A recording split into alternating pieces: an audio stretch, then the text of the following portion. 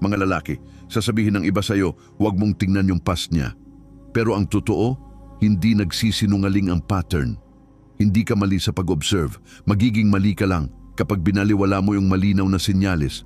Kung nag-cheat na siya dati, huwag sa salita tumingin. Tingnan mo kung may accountability, inakuba niya o sinisi ang iba. Kung puno ng drama ang buhay niya noon, tanungin mo sarili mo, may nagbago ba talaga? O kwento lang ang nagbago? Kung sanay siya sa toxic na sitwasyon, huwag mong isipin na ikaw ang exception. Uulit-ulitin ng tao ang pamilyar hanggat hindi siya nagbabago.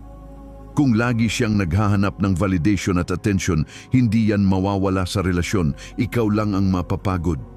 Tingnan mo ang circle niya. Hindi man eksaktong pareho pero naapektuhan nito ang mindset at standards niya. At makinig ka mabuti, ang totoong growth may ownership, hindi puro dahilan. Hindi ganito na ako eh. Kung walang pagbabago sa kilos, walang accountability, walang self-awareness, hindi ka bumubuo ng future, kumukuha ka ng problema. Ang matalinong lalaki, hindi basta humuhusga, nag-oobserba siya. Kasi ang kapayapaan mo, nakadepende sa pinipili mong hindi pansinin.